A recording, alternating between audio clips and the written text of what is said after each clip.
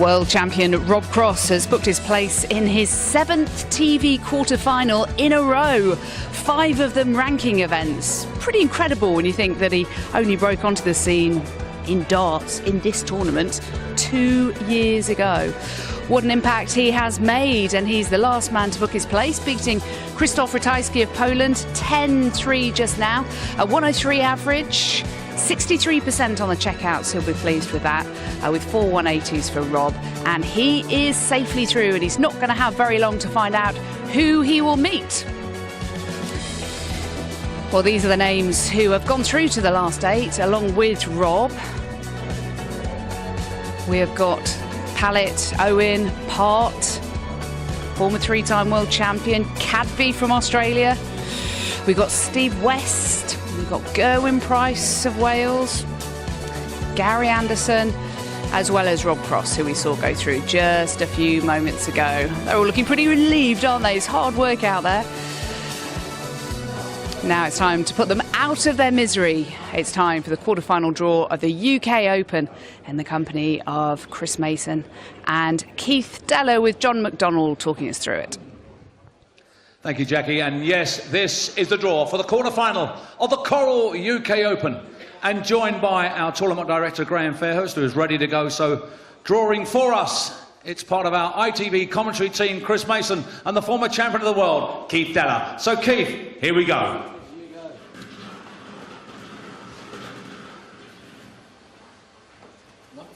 Number 4, Corey Cadby will play. Number 6, Gerwyn Price.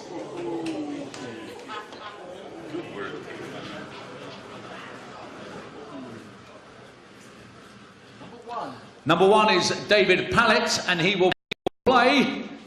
Number 5, Steve West.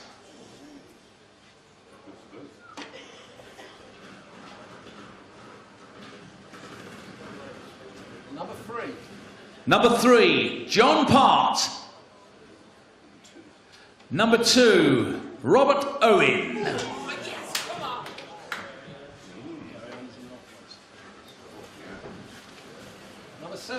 Number 7, Gary Anderson. And he will take on number 8, Rob Cross. Ladies and gentlemen, that does conclude the draw for the quarterfinals of the Coral UK Open. Now, just taking a punt here, but there's just a small chance that the one player that Rob Cross didn't want to draw would be the 2-time former world champion Gary Anderson. But let's find out whether that's the case with Ned. He's talking to Rob now. Joe, I don't think Rob actually wanted to stay behind and watch that draw. He said he's quite happy to just go home and relax. But you were saying all along, it's going to be Gary, it's going to be Gary. Yeah. The more the balls came out, the more certain you were. Well, by the time you get to the first 6 coming out, you knew what you got. But yeah. I'm looking forward to that game. We should have played him in the Premier League midweek and obviously dodged a bullet there because of the snow. Yeah. I'm looking forward to it. It's going to be good. It's going to be a cracker. Proper test. I mean, if you're going to get this tournament won, Rob, which is obviously your aim, sooner or later, you're going to have to beat Gary Anderson. It's just simple as that. You're going to play the best players in the world anyway, so it doesn't matter when you draw them. You just count on that W. Just keep winning. How much of the best of Rob Cross have we seen so far in the opening couple of days of the UK Open? What percentage are we operating on? I don't know. I reckon third maybe to 4th, but not flat out yet. There's still a lot more. Still a lot more. I'm looking forward to it. It's going to be good. And there's no doubt about it. If Gary turns up with anything like his A game, you're going to be pushed all the way, aren't you? Oh, definitely. I'm going to have to score big, check out good, and but that starts. I look forward to that. I like it when we've got a test. If I have it all my own way, we go to sleep. Yeah. So you can't win both ways, really. But in a way, it's better to be pushed.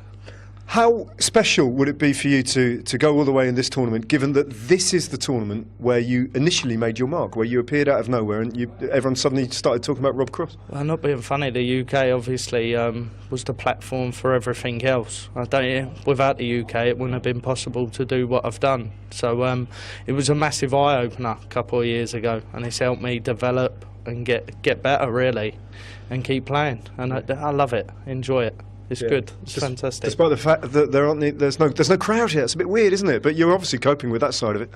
Yeah, it is a bit weird, but like I said, you've always got to look to win. It doesn't matter you win ugly or you win well. It doesn't matter as long as you win. All right, listen, well done, Rob. We'll see you on Sunday. You're into the final day once again. Well done, cheers. Thank you very much. Wow, what a draw that was. Extraordinary. Gary Anderson against Rob Cross. 3 world titles between them. But he said he did want to play Gary Anderson, so fair enough. We'll take him at his word. John Part, he's won just the 3 world titles as well. But I think it's fair to say it's something of a surprise to see him in this last 8. He has a huge groundswell of support for him, that is for sure. He's up against the Welshman Robert Owen, who says he wants to be the #1 name in Wales. David Pallett and Steve West, one of those players is going to be a major semi-finalist, and Corey Cadby-Gowen-Price coming out first. And I think we all went, ooh, that one. I think a few people did as well. I think didn't anybody they? that was watching our coverage of the World Series finals from Glasgow will be thinking, happy days. Yeah, we don't need a crowd for that one. There'll be enough noise on stage. I mean, we've already ordered the cuts, man. But yeah, I mean, it's going to be a great game at the end of the day, but both will give it each other, no doubt. They may have learnt a little bit from that first encounter where everybody agrees it was a little bit over the top. Do you think? Just a tad. But I'm sure there'll be some. Great draw, that. I mean, the 4 players as well, the underdogs, really, they've avoided the 4 players they didn't want to play. So it's a great opportunity for one of those. Good, wasn't it? See that? Yeah, you're brilliant at that, John. But the thing is, David Pallett against Steve West. I saw Steve. It's great being here, by the way, in this particular location. You get to see all the players as come in, have a nice chat with them and find out how they've been going in their games. But Steve West was saying that he's got a brilliant record against David Pallett and he'd be up for playing him. He's just one of those players that he plays well against. How do you see that one go? Well, Steve West will be the favourite in my eyes. He has played pretty well as a tour card holder. He's learning all the time. He's getting to later stages of Pro Tour events and some of the TV events a little bit better than he was a couple of years ago. But now he's starting to produce the goods as well. Sometimes he couldn't kind of get out in matches. He got to the sort of the nitty-gritty part of the match, to the double, and just couldn't close it out. But now he's starting to do that. I mean, that one against Michael Smith, I mean, that could have gone either way, couldn't it? And people up and think, oh, he's probably going to do the same, but he managed to get out. So it's good for him. He's playing really well. Yeah, we haven't really talked about Steve West much throughout this tournament because there's been so much else to talk about, frankly, and he hasn't been on the main stage yet. But he has been talking about his performances in this tournament with Ned Boulting. Well, Steve West, in a UK Open full of shocks, I would hesitate to say it's a shock, but you were probably the outsider to beat Michael Smith, and yet you've got over the line.